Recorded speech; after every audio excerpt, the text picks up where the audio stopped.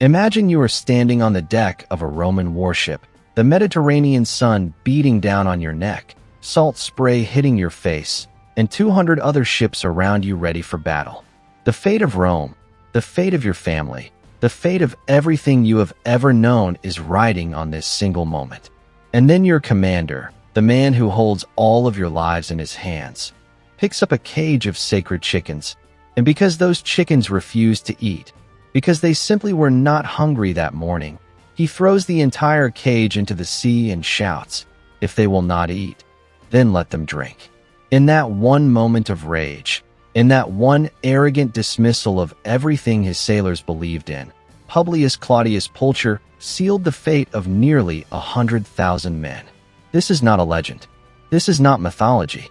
This is one of the most catastrophically real moments in the entire history of naval warfare, and it happened because a Roman admiral could not control his temper in the face of hungry birds. Let that sink in for a moment. Not a storm, not a superior enemy fleet, not a failure of weapons or strategy or logistics. The single greatest Roman naval defeat of the First Punic War came down to chickens. Sacred chickens, and a man who thought the gods were beneath his schedule. The year is 249 BC. Rome has been locked in a brutal, grinding, expensive war against Carthage for 15 years. The First Punic War, as historians would later call it, was a conflict that neither side had entirely planned for, a war that grew out of competing interests in Sicily, the jewel of the central Mediterranean, the island that sat like a stepping stone between Europe and Africa. Carthage was the greatest maritime power in the ancient world. Their ships were the finest ever built. Their sailors were experienced, hardened professionals who had spent their entire lives on the sea. Their admirals understood currents and winds and tides in ways that most Romans could not even begin to imagine. Rome, on the other hand, was fundamentally a land power. The Romans were soldiers. They were engineers. They were builders of roads and bridges and fortifications. The sea was not their home. The sea was not their element. And yet when this war with Carthage began, Rome looked at the Mediterranean and made a decision that would define them forever. They decided they would become a naval power whether the sea liked it or not. And in one of the most remarkable feats of rapid military industrialization in all of ancient history, they did exactly that. The story goes that when Rome needed to build a navy quickly, they captured a single Carthaginian warship that had run aground, and they used it as a template. They copied it plank by plank, nail by nail, while simultaneously training their sailors on land, on rowing benches built on dry ground, teaching men who had never seen open ocean how to handle oars and timing and the rhythm of a warship under power. It sounds almost comically optimistic when you hear it like that. But within an incredibly short period of time, Rome launched a fleet that could genuinely contest the Carthaginians at sea. They even invented a new weapon to compensate for what their sailors lacked in experience. The corvus, they called it. The Raven. It was a boarding bridge with a massive spike at the end, mounted on the bow of a Roman ship. When two vessels came close enough together, the Romans would drop the corvus. The spike would punch through the deck of the enemy ship and lock them together. And then Roman soldiers, real soldiers who understood close combat on solid ground, would pour across that bridge and turn a naval battle into something that felt a lot more like a land battle. It was brilliant. It was innovative. And for a while, it worked spectacularly well. Rome won battles at sea that no one believed they could win. They shocked the Carthaginians. They shocked themselves. They captured enemy admirals. They took prisoners by the thousands. They sent the Carthaginian fleet running on more than one occasion. Rome was doing the impossible, and every victory fed the confidence, the swagger, the absolute certainty that the Roman way was the right way and that the gods were on their side. And this is where we need to talk about something that is absolutely essential to understanding everything that follows. We need to talk about how Romans thought about divine will, about omens, about the relationship between the gods and the outcomes of human actions. Because to a modern audience, the idea of deciding whether to go to battle based on whether some chickens ate their grain sounds almost laughable. But to a Roman in 249 BC, This was not superstition in the way we use that word. This was theology. This was science. This was the operating system of Roman military and civic life. The Romans had an entire class of priests called augurs whose entire job was to read signs from the gods. The flight patterns of birds, the behavior of animals, unusual weather events, strange sounds. These were not random occurrences to a Roman mind. They were communications. They were the gods speaking in a language that trained observers could learn to read. And the Roman state took these communications deadly seriously. No major military campaign began without consulting the auspices. No major political decision was made without checking whether the gods approved. This was not optional. This was not a formality that sophisticated men could quietly ignore. This was foundational to Roman identity and Roman legitimacy. The sacred chickens, the Pullarii they were called, were a specific and very practical application of this system. Every Roman fleet, every Roman army on campaign, carried with them a cage of these sacred birds and the priests who tended them. Before a battle, before any major action, the Pullarii would open the cage and offer the chickens food. If the chickens ate eagerly, if they were so enthusiastic that grain fell from their beaks, that was considered an extraordinarily good omen, a sign of divine favor and almost certain victory. If the chickens ate normally, that was acceptable, a neutral or mildly positive sign. If the chickens refused to eat at all, that was deeply troubling. It was a warning from the gods. It was the divine voice saying, "Not now. Wait, the time is wrong. Do not proceed." And the reason this system persisted for centuries, the reason hard-bitten Roman generals who had seen terrible things on battlefields all across the Mediterranean continued to take it seriously, is that it actually worked as a forcing function for good decision-making. Think about it from a practical standpoint. If a commander was nervous, if something in his gut was telling him the conditions were wrong, if his scouts had brought him troubling information, but he felt political pressure to act anyway, the chickens gave him a way out. The gods have spoken. We wait. No shame attached. No question of cowardice or hesitation. The chickens did not eat. We are bound by divine law to wait for a better moment. It was a mechanism for injecting caution into a system that might otherwise reward recklessness. But Publius Claudius Pulcher was not interested in caution. And this brings us to the man himself. Because to understand Drepana, you have to understand the character of the commander who led Rome to that catastrophe. Claudius came from one of Rome's most ancient and aristocratic families. The Claudii were proud in a way that went beyond ordinary Roman pride, which was already considerable. They had a reputation across centuries for a certain quality that could be described charitably as stubbornness and uncharitably as arrogance. Claudius believed in himself with an intensity that left very little room for doubt, very little room for the possibility that he might be wrong, very little room for the idea that the universe might not be cooperating with his plans.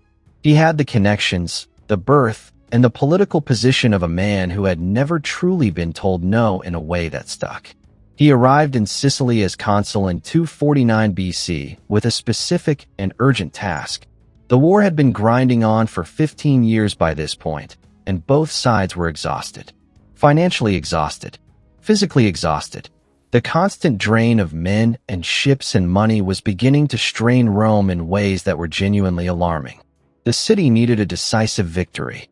The city needed something that would break the stalemate, something that would shift the momentum of the war in a clear and unmistakable direction.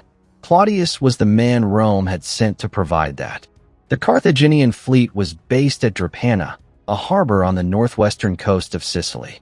Drepana, the modern city of Trapani, sits on a curved peninsula shaped almost like a sickle, which is actually what the name means in Greek. It was a natural fortress of a harbor, deep enough for large warships, protected by that curved landmass, and positioned so that a fleet anchored inside it had options for escape and maneuver that an attacking force did not always have. The Carthaginian commander there was Adherbal, an experienced admiral who knew his business. Claudius devised a plan that was bold to the point of recklessness, which in fairness was very much the Roman way of doing things. He would launch a surprise night attack. He would move his fleet in darkness, arrive before dawn, catch the Carthaginians at anchor, and destroy them before they had a chance to properly organize a defense. It was the kind of plan that could work brilliantly if everything went right, and could collapse catastrophically if anything went wrong. He had, according to ancient sources, somewhere around 123 warships. His plan was to row through the night, maintain silence and discipline across that entire fleet, arrive at the harbor entrance at first light, and strike before the Carthaginians knew what was happening. But before any Roman military action, before the oars went into the water, before the signal was given to move, the sacred chickens had to be consulted. The Polarii brought out the grain. The cage was opened, and the chickens would not eat. Now, here is where you need to understand the position that Claudius was in, and I want you to sit with this for a moment, because this is the hinge point. This is the moment where everything could have gone differently. He has his fleet ready. He has his men ready. He has a plan that depends entirely on timing and surprise, a plan that will not work if he waits a day, maybe not even if he waits a few hours, because surprise is the whole thing, the entire mechanism of what he is trying to do. He has political pressure from Rome bearing down on him. He has his own pride and his own certainty bearing down on him. And then a cage of birds tells him no. Most Roman commanders in most situations would have found a way to read the omen differently, or would have simply waited and tried again, because the entire framework of Roman religious observance said that you do not override a bad omen of this magnitude. The gods have spoken. You honor the message. You wait. Claudius did not wait. What he did next was not just militarily reckless. It was, in Roman terms, an act of profound and unforgivable impiety. He grabbed the cage of sacred chickens and he threw it into the sea. And he said, according to the sources that came down through history, if they will not eat, let them drink.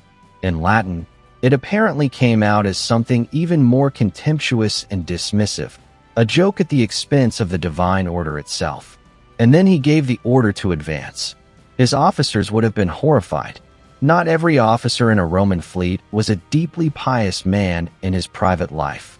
Roman aristocrats could be sophisticated and even quietly skeptical about some aspects of religious practice in ways that they would never say out loud. But this was different. This was not quiet skepticism. This was not a private joke in a tent with trusted friends.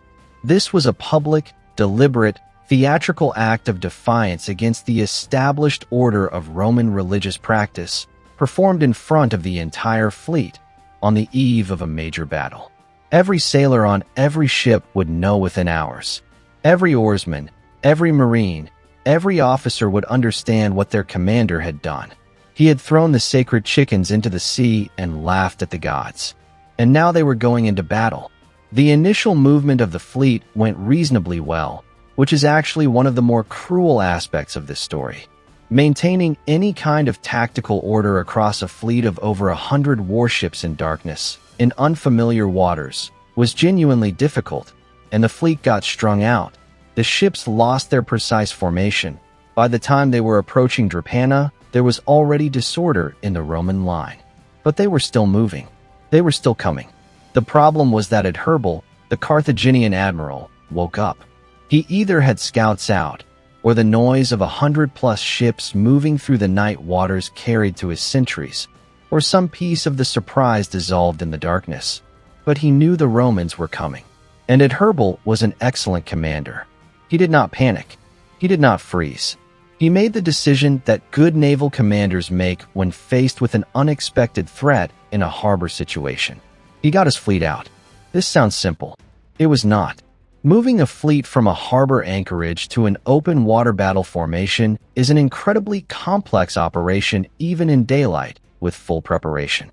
Adherbal did it in darkness, under pressure, with Romans approaching, and he did it successfully.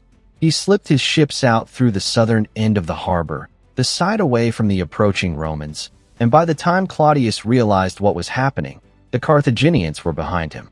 This is the nightmare scenario for any attacking fleet. Claudius had come in expecting to find an enemy caught at anchor, confused and disorganized, their ships crammed together in harbor with no room to maneuver.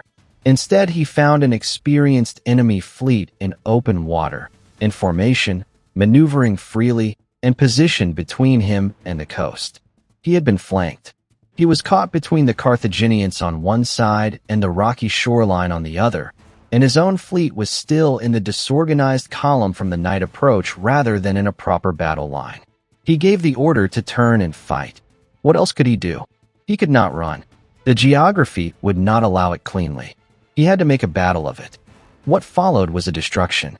A systematic, professional, experienced Carthaginian fleet against a disorganized Roman force with its tactical options sharply limited by coastline and confusion. The Carthaginians had the open water on one side and used it with skill. Their ships could maneuver in ways that Roman ships caught between them and the coast could not match. The famous Corvus, the boarding bridge that had been Rome's great naval equalizer, was less useful here because getting close enough to deploy it meant getting into range of Carthaginian rams first, and Carthaginian rowers were fast and precise in ways that Roman sailors, still relatively new to this element, could not match. Ships were sunk. Ships were captured. Ships were driven aground on the rocky shore. Out of 123 Roman warships, estimates from ancient sources suggest that approximately 93 were lost. Let that number settle in your mind. 93 ships. Each of those ships carried a crew of oarsmen, sailors, and marines that could number anywhere from 200 to 300 men. The arithmetic of that disaster runs into the tens of thousands of Roman dead and captured, drowning in the waters off Sicily, dying on the decks of captured ships, or being pulled from the wreckage to spend the rest of their lives as Carthaginian slaves. Claudius escaped. This is one of the darkest footnotes of the whole affair. The man who threw the sacred chickens into the sea, the man whose arrogance and impiety and recklessness had led 123 ships and their crews to that coastline, managed to get away with what remained of his command. He sailed back to Rome. The city was devastated. The loss of Drepana was not just a military catastrophe, although it was certainly that. It struck at something deeper in the Roman psyche, because the entire framework of Roman religious life said that this was the direct and inevitable consequence of impiety. Claudius had mocked the gods. Claudius had thrown the sacred chickens into the sea, and then the gods had answered him. Not symbolically, not in some vague way that required interpretation. They had answered him with 93 ships at the bottom of the sea and tens of thousands of Roman dead and captured. The connection was obvious. The connection was undeniable. The gods had spoken at dawn, through the chickens, and the chickens had been right. The Romans put Claudius on trial. This was not unusual for a defeated Roman commander. The practice of holding military leaders accountable for catastrophic losses was a long tradition in the Republic, and the losses at Drepana certainly qualified as catastrophic. But the nature of the charges against Claudius were interesting. He was not just charged with military incompetence. He was charged with perduellio, which was roughly treason, and with the impiety of throwing the sacred chickens into the sea. The Romans wanted it understood that this defeat had a specific spiritual cause, that it was not random chance or acceptable military misfortune. It was divine punishment for a specific act of arrogance. Claudius was fined. He was not executed, partly because of his family connections, and partly because Roman law in this period was still developing the mechanisms for punishing consuls after the fact. But the fine was enormous and the humiliation was complete. His reputation was destroyed. His political career was over. History had its verdict, and history was not kind. But here is something that often gets overlooked in the simple telling of the sacred chicken story, because the story is so vivid and the lesson seems so obvious that people tend to stop there and say, well, there you have it, never throw chickens into the sea. What tends to get less attention is the broader context of what this disaster meant for the war and how Rome, in the extraordinary way that was uniquely Roman, responded to it. The war did not end at Drepana. Rome was staggered. Rome was hurt in ways that took years to recover from. The losses in men and ships at Drepana were followed not long after by another catastrophe, a massive storm that destroyed another Roman fleet that was caught in bad weather off the Sicilian coast. Rome had now lost, within a very short period of time, hundreds of ships and a genuinely staggering number of men, and the war chest was nearly empty. There were serious voices in Rome saying that perhaps the sea could not be conquered. Perhaps Rome should focus on what it knew, the land, and let Carthage keep its maritime dominance. But Rome did not give up. And this is the part of the story that tends to be overshadowed by the sacred chickens, but is in many ways the more important lesson, the one that explains why Rome eventually won and why Rome built an empire that lasted centuries. When the Roman state could no longer afford to build a new fleet, Roman citizens did it themselves. Wealthy Roman families pooled their private fortunes. They built ships not as a government contract, but as a personal contribution to the survival of the Republic. It was a form of patriotism so intense and so practical that it produced, through private subscription, a new Roman fleet from almost nothing. That fleet, built with private money, crewed with men who understood what the war meant and what losing it would cost them, went to sea under a very different kind of commander. Gaius Lutatius Catullus, who was careful, who was patient, who understood the importance of preparation and timing, who very notably did not throw any sacred chickens into the sea.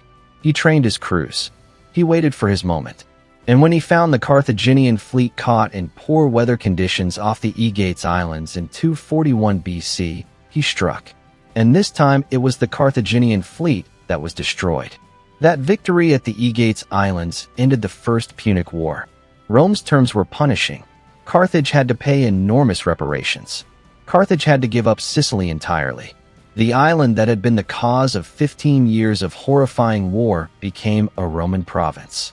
And Rome, the land power that had decided to become a navy, that had suffered catastrophic defeats at sea partly through inexperience and partly through the kind of arrogance that throws sacred chickens into the water, emerged as the dominant power in the Western Mediterranean.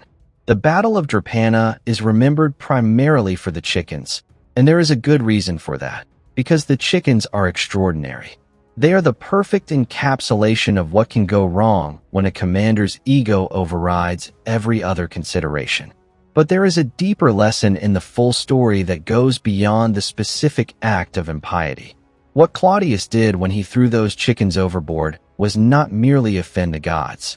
What he did was demonstrate, in the most public and theatrical way possible, that he considered himself above the systems and checks that Roman military and political culture had developed over centuries to protect against exactly the kind of catastrophic overconfidence that he was about to display. The sacred chicken ritual was, at its functional core, a pause mechanism.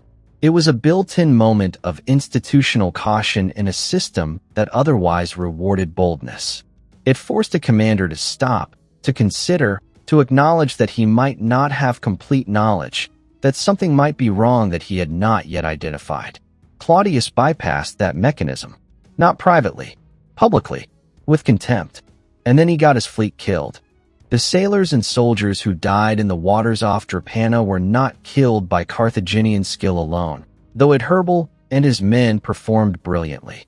They were killed in significant part by a commander who had decided that his judgment was better than the collective wisdom embedded in his culture's most solemn institutional practices, who had decided that his schedule mattered more than the warning signs that were right in front of him, who had decided, in the heat of his own ambition and impatience, that the old rules did not apply to him. And the Romans remembered this. They remembered it for centuries. The story of Claudius and the sacred chickens was told and retold in Roman literature, in history, in rhetoric, as a precise case study in what happens when a leader's arrogance leads him to override the caution that his own institutions have built in to protect against exactly that kind of failure. Writers like Cicero and Valerius Maximus use the story as a teachable moment, as a piece of evidence in the ongoing Roman argument about the relationship between leadership and piety, between personal will and institutional wisdom. There is also something worth considering about the nature of omens themselves and why the Roman system, whatever its supernatural underpinnings, produced generals and commanders who, on average, were quite successful over a very long period of time. The Roman respect for auspices, for signs, for the discipline of consulting and honoring the established signals before major actions, was in functional terms a system of institutional humility. It was a way of reminding even the most powerful, even the most aristocratic, even the most confident commander that he was not the final authority, that there were larger forces at work, that caution was not weakness. And the commanders who worked well within that system, who understood its practical value beyond its spiritual content, tended to do better than the commanders who dismissed it. Not because the gods literally sent messages through chicken behavior, but because the ritual of consultation enforced a pause, enforced a moment of reflection, enforced the possibility that the answer might be no, and that no was sometimes the correct answer. We can see echoes of this in modern organizational theory, in the way that successful institutions build in devil's advocates and pre-mortem exercises and mandatory review periods before major decisions, specifically because the people who are most confident, most driven, most certain that they are right, are often the ones who most need someone or something to make them stop and ask whether they might be wrong. The sacred chickens were, in their peculiar way, exactly that mechanism. And Drepana happened in the specific way that it did because the mechanism was bypassed by a man who could not tolerate the possibility of being told no. It is also worth talking about what happened to Rome immediately after Drepana, because the psychological and spiritual impact of the battle on Roman society was profound and lasting. The Romans were not a people who responded to catastrophe with denial or evasion.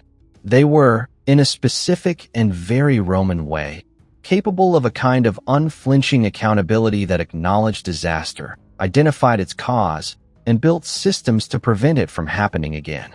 The trial of Claudius was part of this, but so was the broader cultural conversation about the meaning of Drepana, the reinforcement across Roman society of the idea that impiety had consequences, that the gods were not decorative, that the old practices were old practices for a reason.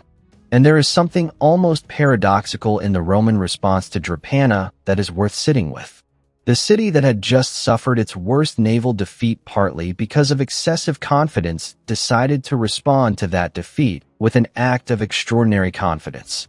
They lost a fleet. They lost another fleet to a storm. They had almost no money left. And they decided to build a third fleet through private subscription and go back out and fight. This was not the response of a civilization that had been broken by disaster. This was the response of a civilization that had processed the disaster, learned from it, removed the specific source of the problem, and come back with renewed determination. The men who subscribed their private fortunes to build that third fleet knew about Drepana. They knew about the chickens, and they sent their money anyway, because they understood that Drepana was not evidence that Rome could not fight at sea. Drepana was evidence that Rome had sent the wrong man, with the wrong attitude, who had violated the wrong ritual, and paid the predictable price. The solution was not to stop fighting at sea. The solution was to send the right man, who understood his obligations, who respected the system, and who would not throw anyone's chickens into the water under any circumstances. Lutatius Catullus was that man. His victory at the Aegates Islands 8 years after Drepana was in many ways the answer to Drepana, the demonstration that the lesson had been learned, that the correction had been made, and that Rome's ability to compete at sea had survived the disaster of 249 BC. There are historians who argue about the specific numbers at Drepana, about exactly how many ships were lost, about the precise sequence of tactical events, about whether Adherbal's escape from the harbor was as brilliant as later accounts suggest, or whether it was partly luck combined with Roman disorganization. These debates are real, and they are interesting in the technical details of ancient naval history, but they do not change the fundamental shape of what happened. A Roman fleet went to Drepana. A Roman commander threw the sacred chickens into the sea. The fleet was destroyed. The commander was put on trial. And Rome, after years of painful rebuilding, won the war anyway. If you stand today in Trapani, which is what Drepana became, on that curved peninsula on the northwestern coast of Sicily, looking out at the water where those 93 ships went down, there is a particular quality to the light in the late afternoon that is hard to describe. The sea off that coast is very clear and very blue, the kind of blue that does not look entirely real to eyes accustomed to other waters. It is easy to imagine oars in that water. Easy to imagine the chaos of a fleet trying to maneuver in a space too tight for maneuver. Carthaginian rams coming in from the open water side. Roman ships running aground on the rocks. Men in the water.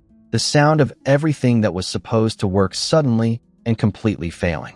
And somewhere out there, in whatever the sea does with the things it swallows, are the sacred chickens that a consul threw overboard on a summer morning in 249 BC because he could not wait for them to eat. The sea remembered. The sea always remembers. The sea does not care about your schedule or your politics or your family connections or how certain you are that you are right. The sea simply is. And on the morning of the Battle of Drepana, when a Roman admiral decided that the old rules did not apply to him, the sea was ready to demonstrate exactly how wrong he was. The story of Drepana is a story about the gap between what we believe about ourselves and what the world actually allows us to be. Claudius believed himself to be a man whose will and judgment were superior to any ritual, any omen, any institutional check on his authority. He was wrong. He was wrong in a way that cost tens of thousands of men their lives and nearly cost Rome a war that would define the entire subsequent history of the Western world. He was wrong in a way that history has been repeating ever since. In every field of human endeavor, whenever a powerful and confident person decides that the systems built to check their overconfidence are beneath their notice. The chickens were not magic, but the wisdom embedded in the practice of consulting them was real. The habit of pausing before decisive action, of honoring the possibility that you might be missing something, of building in a moment of institutional humility even when everything in you is screaming to move forward. That wisdom is as relevant on a modern aircraft carrier, or in a modern boardroom, or in a modern political chamber as it was on a Roman warship off the coast of Sicily 2,300 years ago. The names change. The flags change. The technology changes so dramatically that a Roman quinquereme and a modern destroyer share almost nothing visible in common. But the human being inside the command structure, the human being who has power and confidence and an agenda and a schedule and all the reasons in the world to believe that this time, this situation, is the exception to the rule, that human being has not changed at all. Claudius is still out there. He has always been out there. The question is whether the sacred chickens are still there too, whether we still have the mechanisms, the practices, the institutional humility to pause before the moment of irreversibility and ask, seriously and honestly, whether the gods, however we understand that word, might be trying to tell us something. If they will not eat, let them drink. For words that echo across 23 centuries of naval history, military history, and human history. For words that cost Rome 93 ships and more lives than we can count. For words that contain, in their contemptuous brevity, the entire story of what happens when a human being decides they are bigger than the world. Think about the people in your own life, in your own field, in your own experience, who have made that decision. Think about the sacred chickens they threw overboard, whatever form those chickens took. Think about what happened next. The pattern is remarkably consistent across all of human time. The sea always answers. The question is only when, and at what cost, and whether we are willing to learn from the drowning before the next fleet has to find out the hard way. Now I want to ask you something directly. We have spent this time together with Claudius and his chickens and his fleet and his catastrophic certainty, and I want to know what you think about this. Because this story raises a question that I find genuinely fascinating, and I would love to hear your perspective on it. The question is this: do you think the problem at Drepana was specifically Claudius, a bad apple in an otherwise sound system? Or do you think there is something structural about the way power works, the way confidence accumulates in people who rise to command positions, that makes Drepana not an exception, but almost an inevitable recurring feature of military and human history? Was Claudius a uniquely terrible commander who happened to get into a position of enormous responsibility? Or was he simply a normal human being in a position that rewards the exact qualities that also make disasters like Drepana possible? I would genuinely love to know your answer. Put it in the comments. Tell me what you think about whether we have learned anything, really learned anything, from the sacred chickens of Rome. And if this kind of history, the strange and human and specific history of how real people with real flaws and real pressures made decisions that changed everything, if that is the kind of history you want more of, then you know what to do. Subscribe. Stay with us, because there are more stories like this one waiting, stories of commanders and battles and moments where everything turned on something that seems almost impossibly small, and we are going to tell all of them.